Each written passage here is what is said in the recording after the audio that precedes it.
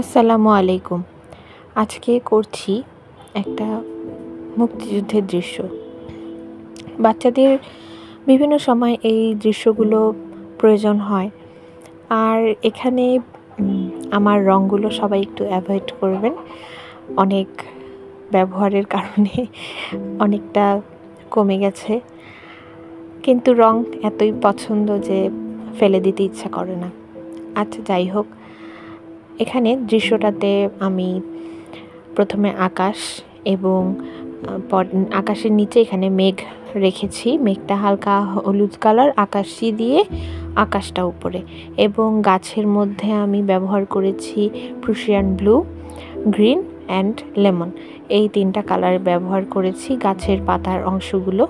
এবং আপনারা দেখতেই পাচ্ছেন যে প্রথমে আমি দূর থেকে মানে উপরের জিনিসগুলো প্রথমে আমি করলাম, এরপরে আস্তে আস্তে নিচের দিকে আসতে হবে। গাছের উপরের অংশগুলো হয়ে গেলে দূরের দিগন্তের গাছগুলো করে ফেলেছি।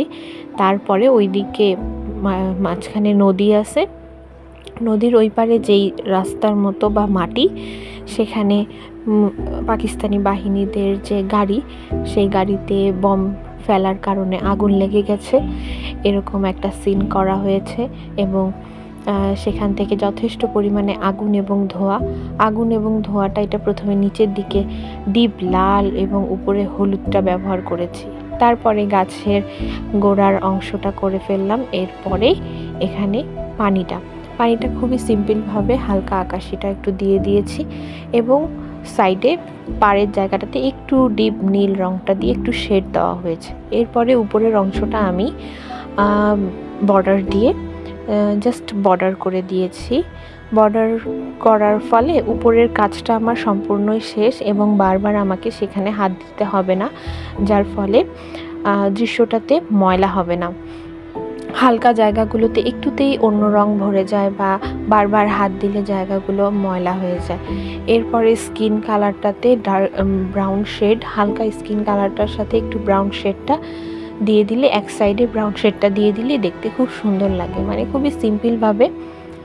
তারপরে তাদের জামার কালার যে কোনো কালার দেওয়া যাবে, বাচ্চারা তাদের পছন্দ অনুযায়ী যে কোনো কালার দিবে, কিন্তু একই রকমের দুইটা কালার ডিপ এবং হালকা দিয়ে শেডের মতো করে করলে দেখতে সেটা খুব সুন্দর লাগে। যেমন প্রথমে ডিপ কালারটা দিয়ে জামার যে ভাঁজগুলো হয়, জামা অথবা প্যান্ট বা লুঙ্গি যেটাই দেওয়া হোক, সেখানে যদি আগে ভাঁজগুলো দেওয়া হয়, তারপরে হালকা কালারটা দিয়ে ওই বাকি শেডগুলো তখন মিলায় দিলে দেখতে খুব সুন্দর লাগে।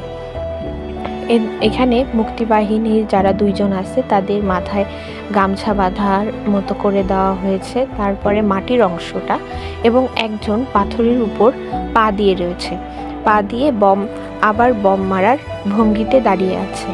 এখানে মাটির অংশটা করা হয়ে গেলে তারপরে সাইডের যে গাছগুলো, ঝোপগুলো আছে, যেমন একটা মানুষ বসে রয়েছে ওখানে ঝোপের পাশে। ঝোপটা দেওয়ার ফলে কি হয়, অনেকেই পা আঁকতে সমস্যা হয়, পায়ের জায়গাটা সহজে হইতে চায় না, তাই সেখানে ঝোপ দেওয়া থাকলে পাটা আর দিতে লাগে না। এরপরে পিছনের নদীর সাথে লাগা যেই ঝোপগুলো, এগুলো দেওয়ার পরে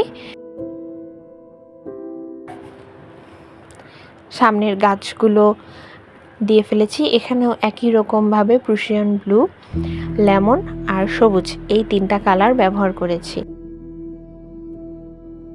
তারপরে সামনের ঝোপগুলোতে একটু কালো ব্যবহার করেছি একদম সামনের দিকে আর নিচের দিকে, তাই একটু অন্ধকারটা বেশি দেখানোর জন্য, বোঝানোর জন্য এখানে একটু কালো ব্যবহার করা হয়েছে। এভাবেই খুব সহজেই দৃশ্যটা খুব সুন্দর করে করা হয়েছে। পাথরটার মধ্যে আমি হালকা ছাই কালারের মতো, যেটা অ্যাশ কালার হালকা, এই দুইটা কালার ব্যবহার করেছি। তারপরে বন্দুকে নিচের অংশটা খয়েরি এবং উপরের অংশটা হালকা ছাই কালার দিয়ে করে ফেলেছি। তারপরে বাকি অংশটুকু বর্ডার করে ফেললেই হয়ে গেল। ধন্যবাদ।